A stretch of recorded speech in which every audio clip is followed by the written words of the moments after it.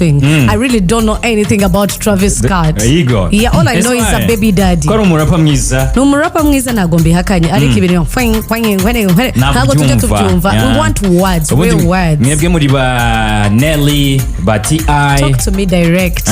Talk about Asha Raymond. Talk about Chris Brown, by the way. Yes. Really. Snoop Dogg. Ooh, the brains. I know.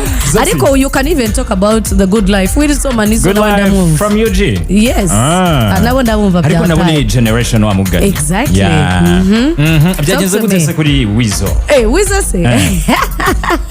Wizo manizo rero yamenye.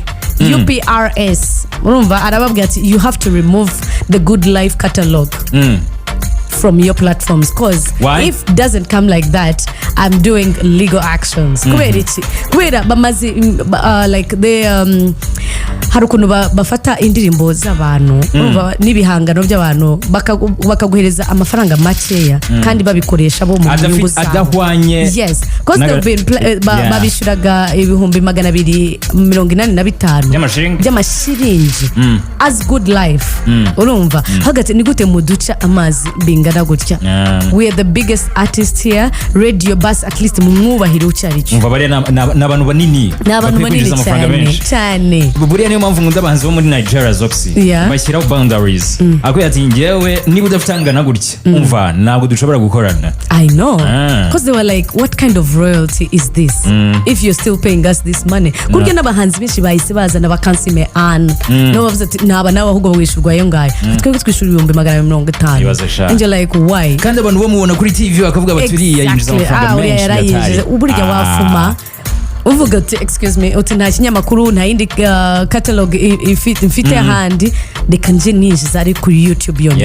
Yeah, it's better that way. Wabonye ko yahageze se mu Rwanda? Ashton Hall. Let me tell you, the way the girls are flying on this man. Yo, Rwandan ladies, muradusebya byahata. Just like you guys are so hungry. N'abantu bagendera kuri speed ya 5G. I can't believe that. Wambere twamubonye witwa Kadete Umukundwa. Ariko Kadete ko afite umuntu arashaka iki kwe. Afite nde? She has a white man. Really? Ko namuzi. What is this girl? You know Isimbi model? Ndamuzi, yeah. The husband. So na Kadete afite umutipe baturuka muri yo nanirimo. Muri your family? Yes. Really? I don't know if it's the family, but it's the same tribe, I guess. Oh. Yeah. I don't know if it's from Israel or Iran, something like that.